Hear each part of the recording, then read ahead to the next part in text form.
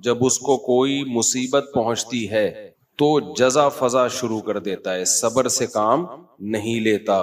وَإِذَا مَسَّهُ الْخَيْرُ مَنُوعًا، اور جب اس کو کوئی پیسہ میسا ملتا ہے، دولت آتی ہے اس کے پاس، تو کنجوس بن جاتا ہے، اس پہ سانپ بن کے بیٹھ جاتا ہے۔ کئی ہفتوں سے اسی آیت پر درس چل رہا ہے کہ جلد بازی کا مطلب کیا ہے۔ جلد بازی کا مطلب یہ ہے، اس پر میں نے کئی دفعہ بیان کیا نا پورا، کہ ہمارے سارے فیصلے اکثر جلد بازی میں ہوتے ہیں۔ نبی صلی اللہ علیہ وسلم کو دو صفات بہت پسند تھیں، الحلم برداشت، اور سوچ سمجھ کے فیصلے کرنا۔ طلاقیں جلد بازی میں ہوتی ہیں، مار دھاڑ جلد بازی میں، بہت سارے کام ہمارے جلد بازی میں ہو۔ کسی کے بارے میں رائے جلدی قائم کر لیتے ہیں، کسی کو اچھا کہنے میں بہت جلدی کرتے ہیں، کسی کو برا کہنے میں بھی بہت جلدی کرتے ہیں۔ تو اسی طرح جو شخص بھی جس کی دل میں کوئی خواہش پیدا ہوئی، اس خواہش کو فوراً پوری کرنے کی کوشش کرنا، یہ بھی کیا ہے؟ جلد بازی۔ آپ سوچ تو لو بھائی، یہ خواہش پوری کرنے سے آپ کو فائدہ ہوگا، نقصان ہوگا، کہیں لت تو نہیں پڑ جائے گی آپ کو، نشہ ہے، دل چاہتا ہے لوگ کر لیتے ہیں بھائی، اس سے تو آپ تباہ و برباد ہوتے چلے جاؤ گے۔ تو جو خواہشات کا غلام ہوتا ہے وہ جلد باز ہوتا ہے، اور جو مستقبل سامنے رکھ کے زندگی گزارتے ہیں ان کی طبیعت میں جلد بازی نہیں ہوتی، ہمیشہ وہ کامیاب ہوتے ہیں۔ تو یہاں بھی اللہ نے کیا فرمایا کہ جلد بازی کی ایک مثال اللہ نے بیان کی، وہ مثال یہ ہے، اذا مسہ الشر جزوعا، جب کوئی مصیبت پہنچتی ہے نا، ہونا یہ چاہیے مصیبت میں انسان کا دل کرتا ہے ہلڑ بازی کا، ہاں ہو چیخو پکار، ادھر ادھر ڈپریشن ہوتی ہے اس کو۔ تو جو دل کر رہا ہے وہ آپ کرنا شروع کر دو، اس پہ کنٹرول نہ کرو کہ بھئی اس کا کوئی فائدہ ہوگا یا نہیں ہوگا۔ ایسا تو نہیں کہ میرے اس ری ایکشن سے فائدے کے بجائے الٹا اور زیادہ نقصان ہو جائے۔ تو اللہ کہتے ہیں جلد باز آدمی کیا کرتا ہے، وہ یہ نہیں دیکھتا، وہ بس اپنی خواہش کو پوری کرنے میں لگا ہوتا ہے۔ غم پہنچا ہے تو اس غم کو ہلکا کرنے کے لیے جو مرضی اسے کرنا پڑے وہ کر گزرتا ہے۔ اس کی مثال ایسے ہے نا، آپ نے دیکھا ہوگا ایک کہیں کوئی واقعہ ہو جائے نا، کوئی دھماکہ ہو جائے، تو جو انویسٹیگیشن کے لیے لوگ وہاں جاتے ہیں وہ کہتے ہیں ہمیں سب سے بڑی مصیبت پتہ ہے کیا ہوتی ہے، وہاں عوام جو احتجاج شروع کر دیتی ہے، اس سے کیا ہوتا ہے کہ وہاں جن لوگوں نے کچھ کارروائیاں کی ہے نا ان کے ثبوت مٹ جاتے ہیں۔ ہونا یہ چاہیے، پوری دنیا میں ہم نے ایک اصول دیکھا ہے، جہاں کوئی ایکسیڈنٹ ہو، کوئی واقعہ ہو نا، فوراً وہ روک دیتے ہیں، پورا ایک گھیراؤ میں لے لیتے ہیں کہ انویسٹیگیشن کرنے تو اس میں غلطی کس کی ہے تاکہ اس کو سزا ملے۔ ہمارے یہاں کیا ہوتا ہے کہ پتہ ہی نہیں چلتا کہ غلطی کس کی ہے، اتنا کراؤڈ اکٹھا ہو جاتا ہے، اتنی عوام دائیں بائیں آگے پیچھے، جس کو پکڑ کے پبلک کوٹنا شروع کر دے تو بس وہی مجرم ہے، یعنی جس کو پہلے تھپڑ لگ گیا نا سمجھو وہ کیا ہے، بس اسی نے کیا ہے۔ بہت کچھ الٹا پلٹا ہو جاتا ہے۔ تو وجہ کیا ہے بھائی، اپنے احتجاج فوراً کر لینا کسی بھی چیز پہ، سوچے سمجھے بغیر الزام ڈال دینا کسی کے اوپر۔ کئی سال پرانی بات ہے، کیس ہمارے سامنے آیا کہ ایک لڑکی کے نمبر پہ کہیں کوئی مس کال آ گئی، یہ گاؤں میں واقعہ ہوا تھا۔ اب غیرت مند بھائی تھا، اس نے دیکھا یہ کون ہے، دیکھا کسی لڑکے کا فون ہے، پہلے سے اس لڑکی کے بارے میں کسی نے اس کا دماغ، بہن کے بارے میں دماغ بھرا ہوا تھا، ہوتے اس نے کیا کیا، اس کو گولی مار دی۔ اب بہت پرانا قصہ ہے تو ابھی مجھے تھوڑے سے اس کے آثار باقی رہ گئے دماغ میں، پورا قصہ مجھے یاد نہیں ہے۔ بعد میں انکوائری کی پتہ چلا کہ جی یہ لڑکی بالکل بھی انوالو نہیں تھی، جس بندے نے کی ہے وہ گڑبڑ کرنے کی کوشش کر رہا تھا۔ تو اب کیا ہوا ہے کہ اچھی اس کو پتا چلا کہ یار میری بے گناہ بہن کو میں نے مار دیا، ٹینشن میں اتنا گیا ہے کہ اپنے آپ کو بھی مار دیا۔ پہلے ایک جرم کیا، ٹینشن سے انکوائری پوری کی نہیں ہے، بھائی پہلے غور تو کر لو، تجزیہ کر لو، کوئی بھاگی تو نہیں جا رہی، دیکھ لو، اور اگر مس کال آئی بھی ہے، کوئی آپس کا ریلیشن بھی ہے، تو اس کا یہ مطلب تو نہیں ہے نا کہ گولی سے ہی اڑا دو، اس کی اسباب پہ غور کرو، اس کی وجوہات پہ غور کرو۔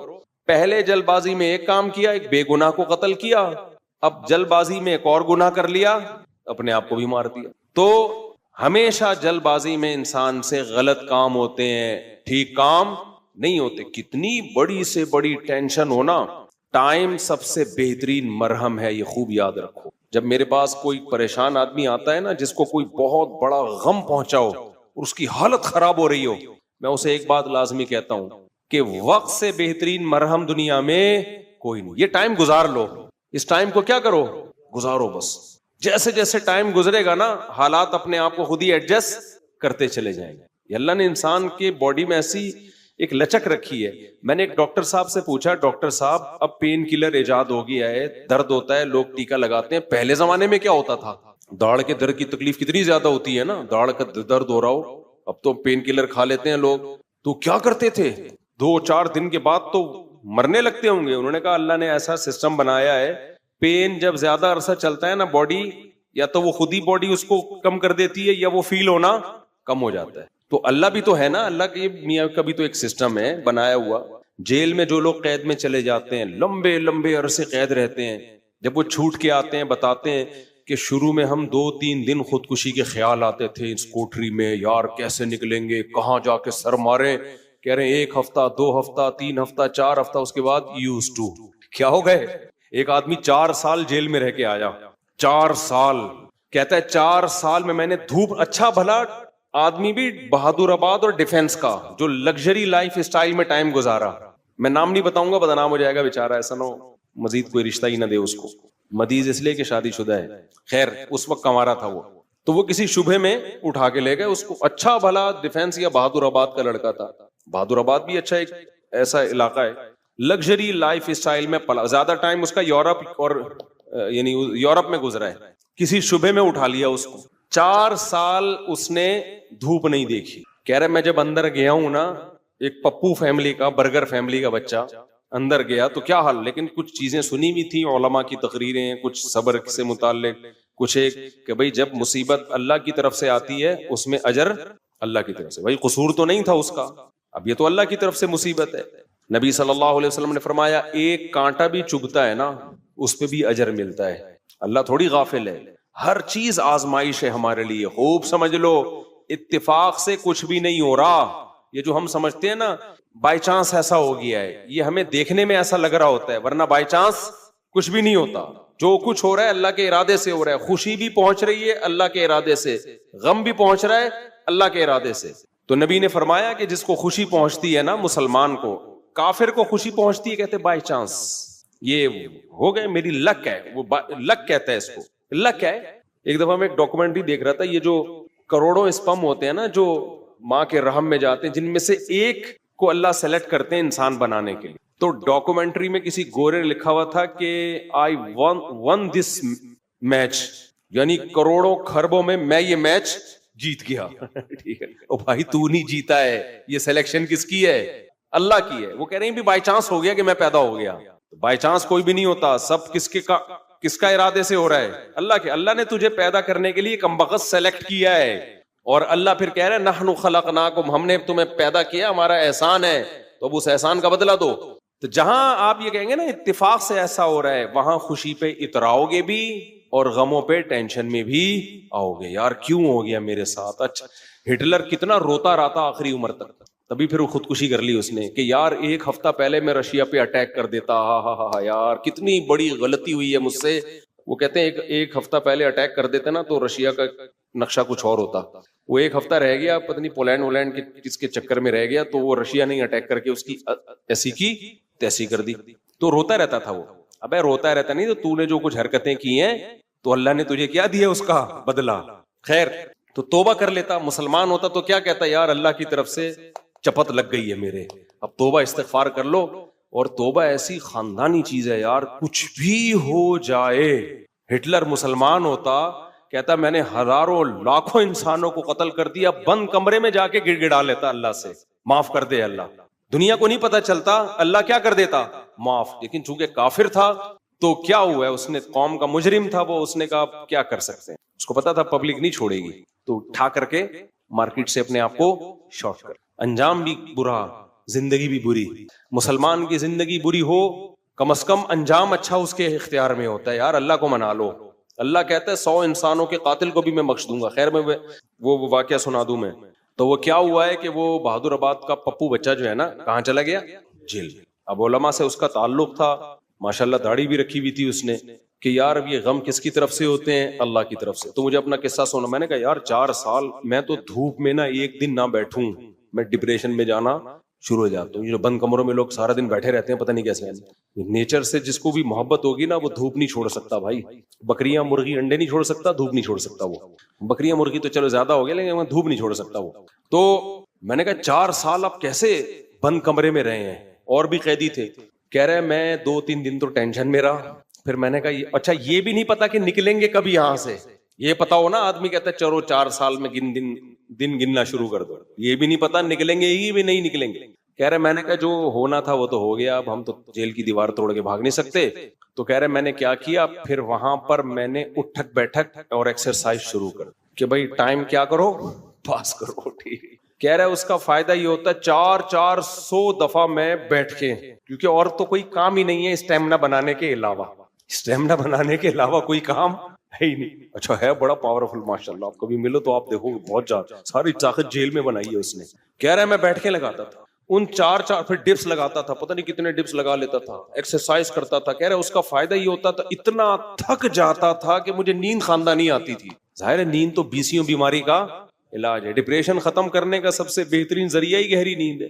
ڈاکٹر ڈپریشن کے مریضوں کو کیا دیتے ہیں, نیند کی گولیاں دیتے ہیں کہ سوتا رہے بس, پتہ ہی نہ چلے پی ٹی آئی آ رہی ہے کہ جے یو آئی آ رہی ہے کہ مسلم لیگ آ رہے ہیں, کہ یہ ٹینشن ہی ختم, اسٹیبلشمنٹ کیا کر رہی ہے چھوڑو. تو کہہ رہے ہیں میرے ساتھ جو قیدی تھے نا وہ بہت سے اس میں پاگل ہو گئے, کیونکہ بیٹھے رہتے تھے, سوچتے رہتے تھے ہر وقت دماغ میں نا کیا یہاں سے نکلیں کیسے, حالانکہ بہت سے جرم کر کے آئے ہوئے تھے. ٹھیک ہے, ان کا تو بنتا تھا.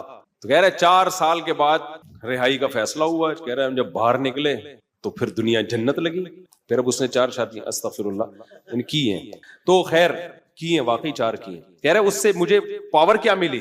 کہہ رہے ہم تو مجرم تھے نہیں, ہم جب باہر آئے نا ہم نے کہا اچھا یہ ہوتا ہے, ٹوٹل سزا کیا ہے, کچھ بھی کر لو یہ ہے. تو کہہ رہے میرے اندر اتنا اسٹیمنا پیدا ہو گیا دنیا میں کچھ کر گزرنے کا. آپ کو پتا ہے جیل ہمارے مجرم بناتے ہیں, جیل میں جا کے نا اسٹیمنا بڑھ جاتا ہے مجرم کا, سمجھ رہے ہو. ایک تو اس کو یہ پتا ہوتا ہے آئندہ اس طرح سے کام کرو گے تو پکڑے نہیں جاؤ گے, اس طرح سے کیا تھا تو پکڑا گیا تھا نا, اب یہ والی غلطی نہیں کرنی. تو اس لیے شریعت میں جیل کی سزا نہیں ہے, شریعت میں ہے کہ اسی وقت نمٹا دو. چوری کی ہاتھ کاٹو, چلو بھائی نکل پتلی گلی سے, شاباش.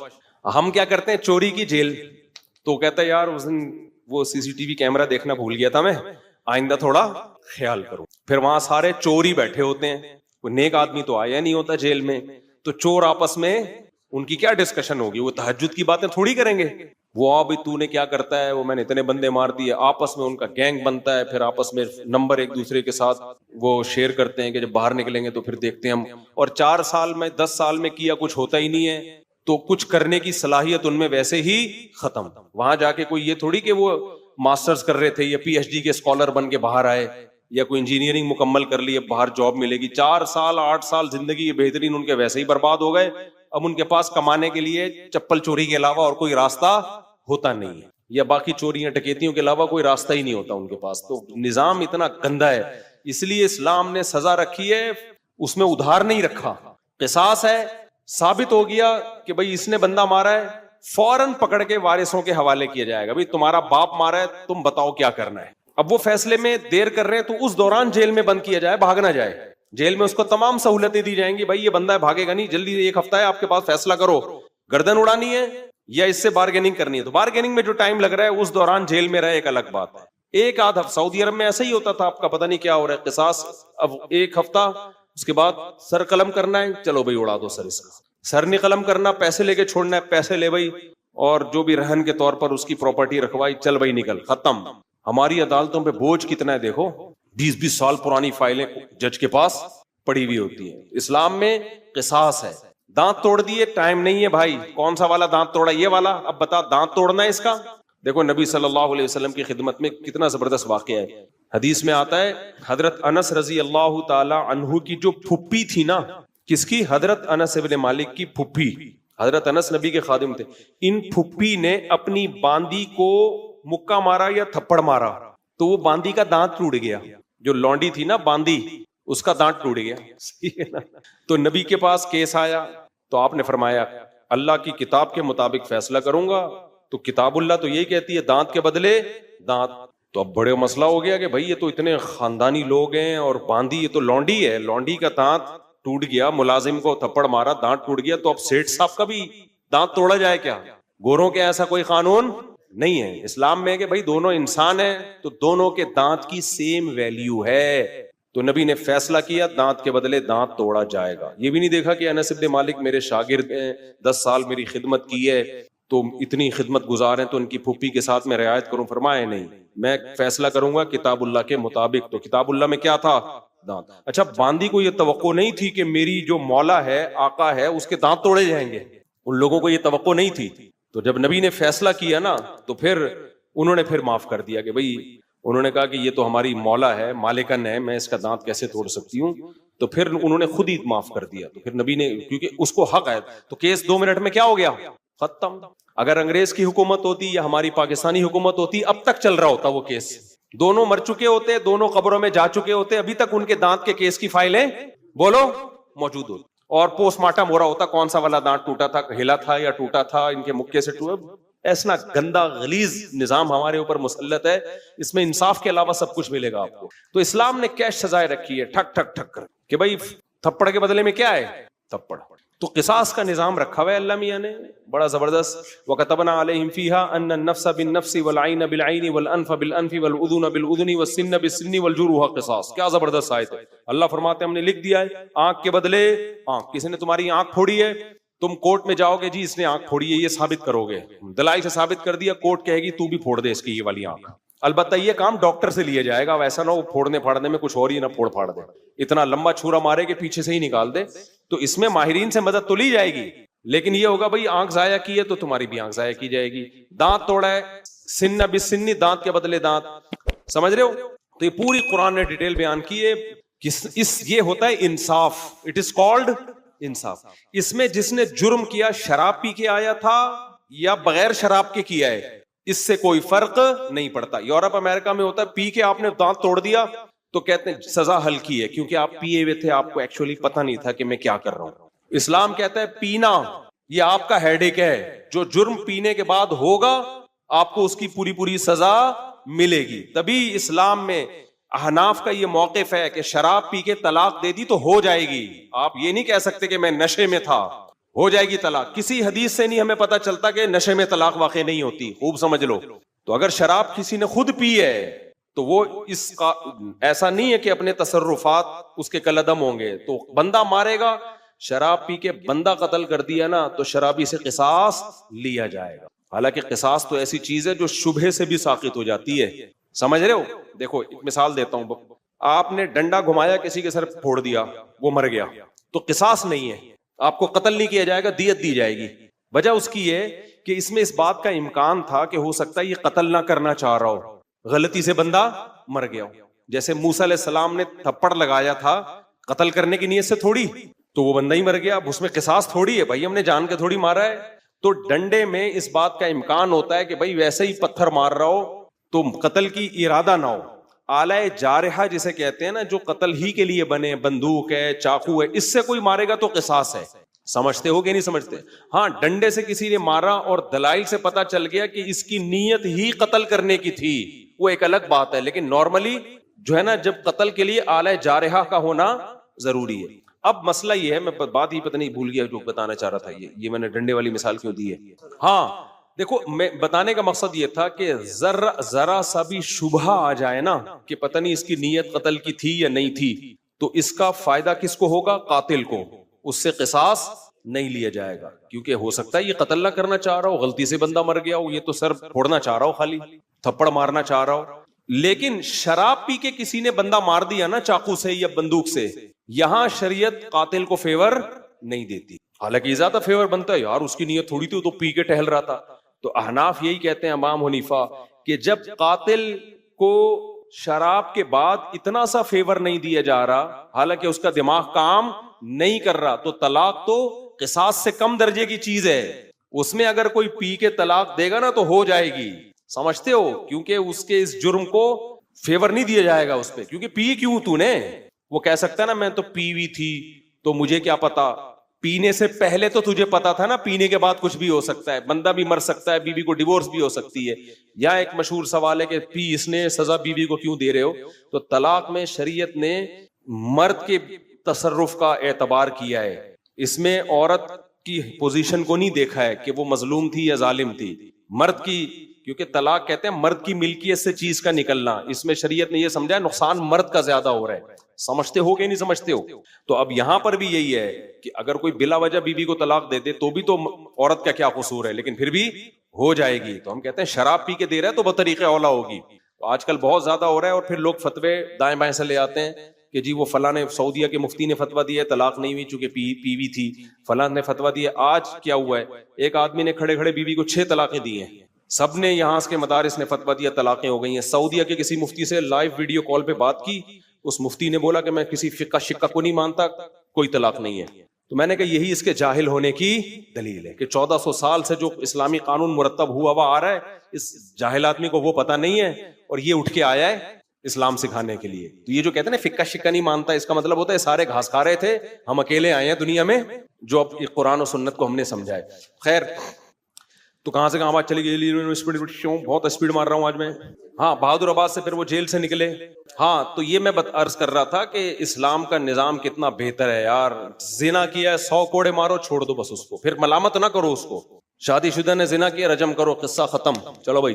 कमारे ने जिना किया, 100 कोड़े दोनों को चित्रौल लगाओ और छोड़ दो उनको। किसी ने जिना की गलत तोहमत लगा दी, 80 कोड़े लगाओ, छोड़ दो, चल भाई। केस नहीं है लंबे लंबे, समझते हो कि नहीं समझते हो? तो लंबे लंबे केस नहीं है। तो हमारे यहाँ तो बहुत ही गंदा निजाम चल रहा है यार, अल्लाह बचा के रखिए, जेलों से अल्लाह बचाए। जेलों में खारिश की बीमारियां लगती हैं, पता है आप, एक दूसरे की फोड़े फुंसियां ट्रांसफर हो रहे होते हैं। गंदगी का एक निजाम है, बहुत ही गंदा निजाम है जेलों का। तो वो साहब जेल में 4 साल जब काट कर आए तो कह रहे हैं में इतना कॉन्फिडेंस पैदा हो गया लेकिन चूंकि बंदा 2 नंबर नहीं था जब 2 नंबर नहीं था तो बुराइयों की तरफ नहीं गया, अच्छाइयों में कॉन्फिडेंस पैदा हो गया। तो अच्छाई आपको पता है, जिसने मेरे बयान सुने हो, एक अच्छाई तो उसको पता ही होती है कि शादियां मैंने 4 करनी है। तो कह रहा है मैं जेल से बाहर निकला ना, बयानात मेरे सुने में थे, तो कहता है मैंने सोचा कि अब किसी का बाप मेरे को रोक के दिखाए 4 शादियों से, क्योंकि इतनी टेंशन जेल में, कह रहे मैंने उठा ली है कि अब टेंशन मेरे लिए मसला नहीं। क्योंकि दूसरी में आदमी टेंशन की वजह से नहीं करता ना, कह रहे टेंशन की ऐसी की तैसी। देखो उसने सब्र किया ना, तो ये जेल उसके हक में क्या हो गया, मुफीद। अगर सब्र न करता, जल्दबाजी वाला काम करता, जेल में बैठा रहता, ये क्या हो रहा है मेरे साथ, मैंने तो कोई ऐसा गुनाह नहीं किया, अल्लाह को मैं ही मिला था। कभी हुकूमत को गालियां देता, कभी पुलिस को गालियां देता, कभी फौज को गालियां देता, कभी इमरान खान को, कभी मुस्लिम लीग को, कभी किसको। उन पे कुछ भी असर, जू भी नहीं रेंगती उनके ऊपर। क्या ख्याल है, उन पे जू भी नहीं रेंगती, किसी पे कुछ भी नहीं होना था। और अल्लाह को भी ऐसे लोग एतराज करना शुरू कर देते हैं। उसने ये बोला भाई मेरे बस में जो है मैं वो करूंगा, जो मेरे बस में नहीं है वो मैं नहीं कर सकता। आज एक बंदा आया ना, बहुत बेचारा परेशान था, अल्लाह उसकी परेशानी दूर करे। घर में बीवी का झगड़ा चल रहा था, बीवी चली गई, फलाना हो गया, डिमकाना हो गया, बहुत मसाइल। मैंने उसको एक उसूली बात की, मैंने कहा जो तुम्हारे बस में है वो छोड़ो नहीं, जो तुम्हारे इख्तियार में नहीं है उसकी फिक्र छोड़ दो। कह रहे मैंने अब्बा को हर तरह से मना लिया, अब्बा ठीक ही नहीं हो रहे। तो मैंने कहा ठीक करने की फिक्र छोड़ दो। क्या ख्याल है भाई, अब्बा को राजी करने की फिक्र कर रहा हूं, अब्बा मुझसे राजी नहीं हो रहे। मैंने कहा अपना एटीट्यूड अब्बा के साथ ठीक कर लो, तोबा माफी मांग लो, अब्बा से सॉरी कर लो अगर कोई गलती हुई है, और अब्बा को के साथ मामला ठीक कर लो, देख लो ये किस चीज से खुश होते हैं वो काम। कह रहे ये भी करके देख लिया, फिर भी खुश नहीं हो रहे। मैंने कहा फिर टेंशन लेने का नहीं, इससे ज्यादा क्या मुकल्लफ नहीं है भाई, जो कर सकते हो वो करो, जो नहीं कर सकते उसकी टेंशन मत लो। ये केसेस बहुत आते हैं मेरे पास कि बीवी भाग गई, हुकूक भी बंदा अदा कर रहा है, फिर भी कोई आशना मिल गया उसको, चली गई, नहीं आ रही, बच्चों से नहीं मिलने दे रही।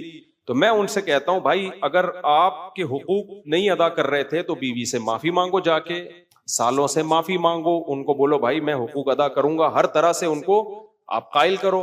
और अगर आपकी गलती नहीं है, बीवी की गलती है, तो 2 ही है, या तो प्यार से या बदमाशी से, कोई तीसरा रास्ता है? मैंने कहा प्यार का तरीका ये, जाओ मोहब्बत से समझाओ, अगरचे आपकी गलती नहीं है उसकी गलती है, फिर भी बाज दफा इंसान झुक जाता है कि चलो यार घर बसाने के लिए कंप्रोमाइज करो। तो फिर जब वो कहते हैं ना मैंने हर तरह से 1 साल हो गया मोहब्बत से समझा समझा के देख लिया, फिर मैं कहता हूं अब एक रास्ता है बदमाशी। कौन सा रास्ता है? बदमाशी। तो जाओ बदमाशी कर सकते हो, बीवी उठा के ले आओ, समझ रहे हो, जाओ ससुराल पे बोलो ऐसी की तैसी, निकालो मेरी बीवी है। तो कह रहे ये नहीं कर सकता। मैंने कहा फिर छोड़ दो, लानत भेजो। बदमाशी के लिए पावर भी तो हो ना, ऐसा ना हो बदमाशी के लिए गए और 4 साले लंबे लंबे निकल के आए, उन्होंने तुम्हारे हाथ पांव तोड़ के शॉपर में डाल के भेज दिए कि जा घुटना जुड़वा जाके अब तू अपना। तो मैंने कहा बदमाशी की ताकत है। अच्छा मुझे आवाज से भी पता चल जाता है कि इसमें बदमाशी की ताकत है या नहीं। बंदा बात कर रहा होता है ना, मुझे अंदाजा हो जाता है कि इस آواز بھی بدماشوں والی ہونی چاہیے. ایسا نہ ہو کہ آپ چیخے تو کھانسی آ گئی آپ کو, سسرال جا کے چیخ رہا ہے نگال پھر کھانس رہا ہے, اس سے پھر وہ فائدہ نہیں ہوتا اور ہو جاتا ہے. اور پھر جب بدماشی کی ہے نا اس پہ قائم رہو, پھر یہ نہیں ہوتا. میں نے ایک ہمارے پٹھان دوست کا واقعہ سنایا تھا نا, بلا وجہ اس کی بیوی کو ان کی اماں ساس گھر میں بٹھا لیتی تھی. پرانا واقعہ, ہمارے پٹھان بھی ہیں ماشاءاللہ, لمبے تھڑنگے بہت. بلا وجہ میرے پاس بھی کیس آتا. ایک دن وہ گئے جا کے گھر میں گھسے, بولا ساس سے بولا دے میری بیوی کو, کیوں آگے بیٹھی ہوئی ہے یہاں پہ, حقوق ادا کر رہے تھے وہ. ایسے ہی جا کے بدماشی کی ہے نا, وہ بےچارے کانپنے لگے. انہوں نے بولا لے جا بھائی یہاں ایسا نہ ہو کہ بندہ نہ کچھ مر جائے یہاں پہ. حالانکہ اس نے کوئی قتل کی دھمکی نہیں دی. تو لے آئے, ماشاءاللہ 4-5 سال ہو گئے, ہنسی خوشی زندگی گزر رہی ہے. تو بعض مسئلے حل کس سے ہوتے ہیں؟ بدماشی سے حل ہوتے ہیں, جو صحیح طریقے سے حقوق نہیں ادا کر رہے. اسی طرح داماد بھی بدماشی سے بعض دفعہ قابو میں آتا ہے. صرف یہ بیوی کا معاملہ نہیں ہے, داماد صحیح طرح حقوق ادا نہیں کر رہا ہوتا, تو وہاں بھی میں کہتا ہوں یار یا تو بدماشی کرو, محبت سے پہلے سمجھاؤ, نہیں آ رہا بدماشی سے نہیں ہو رہا, تو پھر تمہارے پاس ایک ہی راستہ ہے, علیحدگی لو اس سے, سمجھتے ہو, یا پھر کمپرومائز کرو, اسی طرح ظلم سہتے رہو بیٹھ کے. تو مشہور ہے کہ گھی اگر سیدھی انگلی سے نہ نکلے تو کیسے نکالنا پڑتا ہے؟ ٹیڑھی انگلی سے نکالنا پڑتا ہے, سمجھتے ہو. تو اس کے بڑے بین الاقوامی سطح پہ بھی یہی اصول ہے, ٹھیک ہے نا.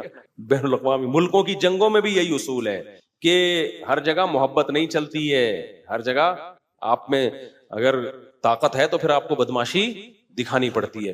تو وہاں بھی میں لوگوں سے یہ کہتا ہوں بھائی گھریلو جھگڑا چل رہا ہے, جو آپ کے اختیار میں ہے وہ کرو. جب نہیں ہو پا رہا نا, اس کا مطلب آپ معاملہ آپ کے اختیار سے باہر ہے. پھر یہ مت دیکھو کون صحیح ہے کون غلط ہے. اس بحث میں پڑھنے کا فائدہ کیا ہے؟ لوگ آ کے مجھے کہہ رہے تھے میری بیوی غلط ہے. میں کہتا ہوں یار غلط ہے صحیح ہے, تو کر کیا سکتا ہے تو اب اس بحث میں پڑھنے کا فائدہ کیا کہ غلط ہے یا صحیح ہے؟ جب آپ کچھ کر نہیں سکتے تو لعنت بھیجو, دفع کرو یار, مٹی پاؤ. پھر کیا کرو؟ میں نے کہا ایک اور شادی کرو. کہنے کوئی رشتہ نہیں دے گا. میں نے کہا تلاش کرتے رہو, کیونکہ رشتہ تلاش کرنا آپ کے اختیار میں ہے. کسی کو قائل کر کے اس سے زبردستی چھین لینا آپ کے اختیار میں نہیں ہے. تو بس گزارا چلاؤ ایسے ہی, اس وقت تک کمارے چھڑے چھاٹ رہو. کہہ رہے گناہ کا خطرہ ہے. میں نے کہا بچو گناہ سے, روزے رکھو جو اسلام نے بتایا. کہہ رہے اللہ نہ کرے پھر بھی ہو جائے تو توبہ استغفار کرو. ہونے کے بعد اب اس کو ریورس تو نہیں کیا جا سکتا نا. گناہ ہونے سے پہلے کے اصول یہ کہ بچو, ہونے کے بعد اب ریورس نہیں ہو سکتا. یہ ہمارے اختیار میں نہیں ہے کہ ہم کہیں کہ اب ماضی میں جو ہو چکا اس کو, ماضی کو اللہ کو کہیں. یہ تو جہنم میں جب جہنمی جائے گا نا, اللہ سے یہی کہے گا دوبارہ بھیج دے, ریورس کر دے سارا عمل. بہت انسان کا بچہ بن کے زندگی گزاروں گا. اللہ کیا کہتے ہیں؟ پاسٹ کبھی ریورس نہیں ہوتا, ماضی کبھی تبدیل نہیں ہوتا. تو جو گناہ ہو گیا وہ ہو گیا, اب اس پہ کہ دوبارہ جا کے بچوں میں نہیں ہو سکتا. اب آپ کے اختیار میں یہی ہے کہ اللہ کو توبہ کر کے گڑ گڑا کے منانے کی کوشش کرو. زندگی کا اصول کھوپڑی شریف میں آ رہا ہے کہ نہیں آ رہا؟ جو اپنے اختیار میں, مولانا شرف علی تھانوی رحمۃ اللہ علیہ بات بہت زیادہ تاکید سے کہتے تھے, جو چیز آپ کے اختیار میں ہے اسے چھوڑو نہیں, اور جس چیز کے آپ کا اس پر اختیار نہیں ہے اس کے پیچھے مت پڑو. اب رو رہے ہوتے ہیں اپنی بیوی کی خاطر, بڑے اچھے لوگ ہوتے ہیں جو رو رہے ہوتے ہیں, کو یاد آ رہی ہے. میں کہتا ہوں بھائی دیکھو, آپ کو اس سے محبت ہے, اس کو نہیں ہے, تو کیا کرو گے؟ نہیں, یا تو بدماشی یا محبت, دونوں ہی نہیں ہے. تو رونے کا حل ہے میرے پاس.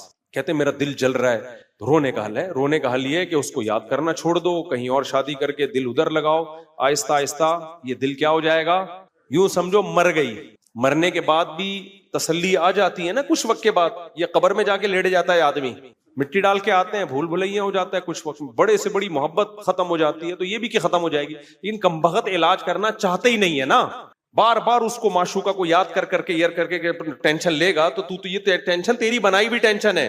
اس کا نام لینا چھوڑ دو, نمبر بلاک کر دو, تذکرہ چھوڑ دو, اس گلی میں جانا چھوڑ دو جہاں سے سیٹنگ شروع ہوئی تھی. ساری یادیں چھوڑ دو اور اپنے آپ کو بزی کر لو کہیں اور. آہستہ آہستہ دماغ کیا ہو جائے گا, 1 سال لگے گا, 1.5 سال لگے گا, 2 سال لگے گا. اور اگر اس کی محبت ختم نہ بھی ہوئی نا, تو یہ جو جذبات ہیں یہ ختم ہو جائیں گے. تھوڑی سی رہ جائے گی, وہ نقصان نہیں دیتی, وہ غیر اختیاری ہے. سمجھتے ہو کہ نہیں سمجھتے ہو؟ تو بھائی زندگی گزارنے کا اصول یہ ہے کہ جو چیز اپنے اختیار میں ہے اسے چھوڑو نہیں, جو اختیار میں نہیں ہے اس کے پیچھے مت پڑو.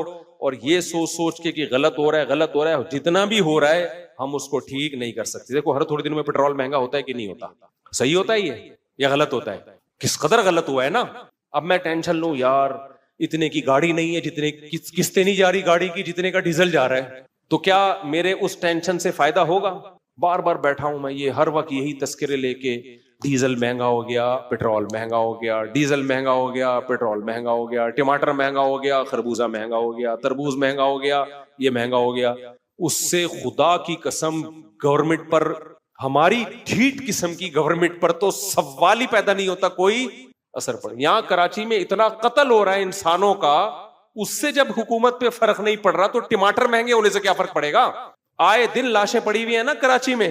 پرسوں کسی سفید ریش، چند دن پہلے سفید ریش بزرگ کو ڈاکوؤں نے مار دیا. وہ تو ڈاکو تو تھوڑی دیکھ لیں، جب گورنمنٹ پہ ان چیزوں کا اثر نہیں پڑ رہا تو ٹماٹر تو بات کی چیز ہے. تو اس سے کیا ہوگا؟ ہم سوچ سوچ کے سوائے اپنے آپ کو ٹینشن دینے کے کچھ بھی حاصل بولو نہیں ہو. دنیا میں بہت کچھ غلط ہو رہا ہے. ہم اگر اس غلط کے پیچھے ہم نے دیکھنا ہے ہم نے اس غلط کو صحیح کرنے کے لیے کیا کر سکتے ہیں. جو کر سکتے ہیں سوٹیبل طریقہ ہو، جذباتی باتیں نہ ہو. جذباتی باتیں بہت لوگ کر رہے ہوتے ہیں. سوٹیبل جو طریقہ ہے اس کو اختیار کیا جائے، اور جو آپ کے اختیار میں نہیں ہے اس کو چھوڑ دیا، اس پہ تبصرہ بھی نہ کرو. ایک بات خصوصی طور پہ خواتین کے لیے کہوں گا میں اس زمانے کے لحاظ سے. وہ کیا بات ہے؟ آج کل خواتین کی کمپلینز بہت آتی ہیں کہ مردوں کے چال چلن ٹھیک نہیں ہے. مردوں کے چال چلن، بولو شاید آپ میں سے، آپ کے تو سب کے ٹھیک ہیں لیکن اگر کسی کے نہیں ہوں گے تو اس کو احساس ہوگا نا. مردوں کے چال چلن، یہ خواتین میں یہ یورپ کی بیماری تھی، انگریزوں کی، لبرل سیکولر لوگوں کی، جو اب اسلامی ملکوں میں بھی وہیں سے یہ گند امپورٹ ہوا ہے. گند وہاں تو بہت تھا تو یہ گند یہاں آ رہا ہے، اور ہمارا سیکولر لبرل طبقہ ان کے گند کو گند ماننے کے لیے تیار ہی نہیں ہے. میں نے ولاگ میں بتایا نا یورپ کی کچھ مغربی ملکوں کی کچھ اچھی چیزیں کچھ بری چیزیں، تو میں نے بری چیزیں بتائی نا تو نیچے لوگوں نے کہا تھا مبالغہ آ رہی ہے، ایسا نہیں ہے، وہاں بہت سکون کی زندگی ہے. سکون کی ہے تو کتوں سے کیوں دل بہلا رہے ہو؟ تو بس کچھ لوگوں کو نا، کچھ لوگوں کے دماغ میں بیٹھ گئے ہیں، کچھ سافٹ ویئر غلط انسٹال ہو گئے ہیں. تو اب ایسی خواتین کو بھی ہم کیا مشورہ دیتے ہیں؟ بھائی آپ اپنے شوہر کو ٹھیک کرنے کی کوشش کرو، محبت سے ٹھیک ہو جائے، محبت دو اس کو، ادھر ادھر توجہ نہ جائے اس کی. محبت سے ٹھیک نہیں ہوتا. اچھا خواتین کمنٹس میں بہت ہوشیار ہوتی ہیں. میں نے ایک بیان میں کہیں کہا کہ آج کل خواتین اپنی فزیکل فٹنس کا خیال نہیں کرتی تو میاں پھر دائیں بائیں منہ مارتے ہیں. وہ باہر ہیروئنوں کو دیکھ رہے ہوتے ہیں، ایکٹریسز کو ایسی سلم اسمارٹ، اور بیوی کو آ کے دیکھتے ہیں تو آڑی ترچی بیچاری، تو وہ پھر منہ کہاں مارتے ہیں؟ باہر. نیچے بہت ساری خواتین کے کہ اور میاں اگر خود آڑا ترچا ہو، مجھے بڑی ہنسی ہے، اس کو بھی تو چاہیے نا. تو میں نے کہا یار بات بالکل صحیح ہے. جب اس کو آپ کہہ رہے ہو کہ وہ خیال رکھے تو آدمی کو بھی تو چاہیے نا. وہ بھی تو ہیروز دیکھ رہی ہے باہر جا کے. کیا خیال ہے بھائی؟ یہ میڈیا پہ اس کو بھی تو ایک ایک ہینڈسم اسمارٹ نظر آ رہا ہے، اور آدمی آڑا ترچا ٹیڑھا میڑا چل رہا ہے تو پتہ نہیں چل رہا کہ کرالنگ کر رہا ہے یا چل رہا ہے یہ. تو مجھے امام ابو یوسف کا قول یاد آ گیا ایک خاتون کے کمنٹس کے کہ کما احب ان تتزین لی تحب ان اتزین لہا.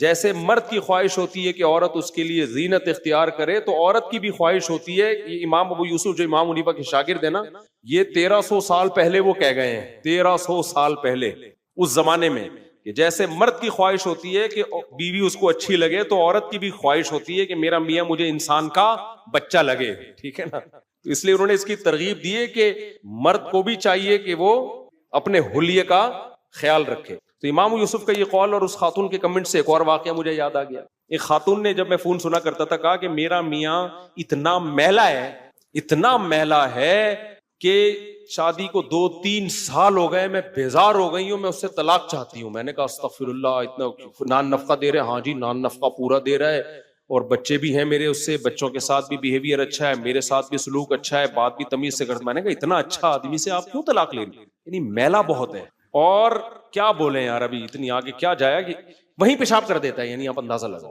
یعنی بیت الخلا بھی سستی میں جانے کی توفیق نہیں ملتی. اب اتنا آپ کہو گے کون میلا ہو سکتا ہے؟ تو وہ کیا کرتا ہے بعض دفعہ رات کو نا کمرے میں ہی نیچے اتر کے، بستر پہ نہیں، نیچے اتر کے پیشاب کر دیتا ہے، صبح ہم دھو لیں گے اس کو. تو میں نے تو کہا یار یہ بہت زیادہ ہو گئی ہے بھائی، یہ کیا ہو گئی ہے؟ یہ بہت زیادہ ہو گئی ہے. لیکن وہ قسمیں اٹھا کے کہہ رہی تھی، وہ جھوٹ کیوں بولے گی میرے سامنے؟ خیر اب مجھے پتا بھی نہیں اس کا میاں کون ہے. اگر تو جب پتا ہوتا تو پھر تو آدمی بات پہ یقین نہیں کرتا نا. تو ان نون نمبر تھا، ان نون کوئی خاتون تھی. تو جیسے میرے بھائی مرد چاہتا ہے نا عورت اس کے لیے مزین ہو، تو عورت کی بھی خواہش ہے، تبھی علماء نے اس کی گنجائش دی ہے کہ جب آپ کی نئی نئی شادی ہوئی ہو تو بعض فقہا نے گنجائش دی ہے کہ بال بھی کالے کر سکتے ہیں، کیونکہ شادیاں جوانی میں آج کل ہو رہی رہی ہیں، بڑھاپے میں ہو رہی ہوتی ہیں، تو اور جوان لڑکی سے شادی ہو رہی ہوتی ہے پیسے کے چکر میں۔ عورت میں نے سب سے پہلے بتایا نا آپ کو کیا دیکھتی ہے، روکھڑا، عمر گئی تیل لینے، اور ہینڈسم اسمارٹنس وہ بات کی چیزیں ہیں، وہ تو پھر اس کو بعد میں خیال آتا ہے یہ ہوا کیا میرے ساتھ۔ تو شروع میں سب پیسہ ہی دیکھ رہے ہوتے ہیں، تو پیسے کے چکر میں پھر جب شادی ہوتی ہے تو کالا کولا لگا کے دولہا بنے ہوئے ہوتے ہیں یہاں پہ۔ تو میں بھی کچھ نہیں کہتا ان کو کہ چلو جانے دو، ٹھیک ہے، ورنہ 40 سال کے بعد بال کالے کرنا جائز نہیں ہے، لیکن بعض فقہا نے گنجائش دی ہے کہ نئی نئی کسی کی شادی ہو، میں نہیں کالا کولا لگاتا ہے پہلے بتا دوں میں، تو گنجائش دی ہے بعض فقہا نے، اور وہ امام ابو یوسف ہی کے قول اسی کے بارے میں کہ مرد کے لیے ایسے موقع پہ گنجائش ہے کہ وہ بال کالے کر سکتا ہے، اور اس میں دلیل یہ دی ہے کہ جیسے مرد کی خواہش ہے کہ عورت زینت اختیار کرے، تو عورت کی بھی خواہش کیا ہے کہ مرد بھی اس کو دیکھنے میں جوان لگے۔ ایسا نہ ہو جب شادی ہوئی تو وہ آئی تو وہ سمجھے کہ یہ ابا آئے ہوئے ہیں، ان کے دولہا بھی تھوڑی دیر کے بعد آئے گا، لیکن یہ عمومی حکم نہیں ہے، سمجھتے ہو، ایسا نہ ہو بال کالے کرنا شروع کر دیں آپ لوگ۔ آگے چلتے ہیں، ہم جلدی جلدی بیان کو میں نمٹاتا ہوں، تو بہت زیادہ اہم باتیں کرنی تھی۔ وہ 4 سال کے بعد جب وہ نکل کے آئے نا، تو نکل کے اتنی ٹینشن میں انہوں نے ٹائم گزارا، کہتے ہیں میں نے انگڑائی لی، میں نے بولا اب 4 شادیوں سے کسی کا باپ بھی مجھے، کیونکہ کیا کر لے گا، جیل بھیج دے گا نا، 4 سال گزار لی تو 6 مہینے اور پھر کر بھی لی اس نے۔ خیر، تو میں عرض کر رہا تھا، جو جلد باز ہوگا نا اس کو مصیبتوں سے یہ فائدہ نہیں ہوگا۔ یوسف علیہ السلام کی مثال ہے، ہمارے پاس کتنے غم آئے، غموں میں صبر کیا، رزلٹ کیسا ہوا، مصر کے بادشاہ بن گئے۔ اگر جلد بازی کرتے، وہاں پہ زلیخا نے الزام لگایا، وہ کہتے یہ الزام غلط ہے، کہہ دیا، بار بار پیچھے پڑے رہتے تو اور کوئی بڑا کیس بنا کے ڈال دیتے۔ وہ کہہ سکتے تھے بھائی میرے بس میں جو ہے میں وہ کروں گا، اور حکومت کے بس میں جو تھا وہ حکومت نے کیا۔ تو انجام کس کے حق میں بہتر ہوا؟ یوسف علیہ السلام کے حق میں بہتر ہوا۔ تو ہمیشہ یہ جو ہم آیت پڑھتے ہیں نا، والعاقبۃ للمتقین، یہ لفظ آپ نے سنا ہے، یہ دعا والعاقبۃ للمتقین، عاقبت کہتے ہیں انجام، یہاں الف لام عہد کا ہے، اس کا مطلب ہے اچھا انجام۔ تو اللہ کہہ رہے ہیں اچھا انجام ہمیشہ پرہیزگاروں کا ہوتا ہے۔ شروع کی کسی کی شہرت، دولت، عزت، ان چیزوں سے دھوکا نہیں کھانا چاہیے۔ اینڈ کس کا اچھا ہوگا؟ صبر کرنے والوں کا، نیک لوگوں کا اینڈ ہمیشہ انہی کا اچھا ہوتا ہے۔ الصبر مثل اسمہ مر مذاقتہ لیکن عواقبہ احلی من العسل، شاعر کا بڑا خاندانی شعر ہے۔ صبر عربی میں نا ایک کڑوے پھل کو بھی کہتے ہیں، کڑوا پھل ہے اس کو بھی صبر کہتے ہیں۔ تو شاعر نے کہا الصبر مثل اسمہ، صبر جیسے کہ اس کا نام بتا رہا ہے، مر مذاقتہ، اس کا ذائقہ انتہائی کڑوا، لیکن عواقبہ، لیکن اس کا انجام جو ہے احلی من العسل، شہد سے بھی زیادہ میٹھا انجام ہوتا ہے اس کا۔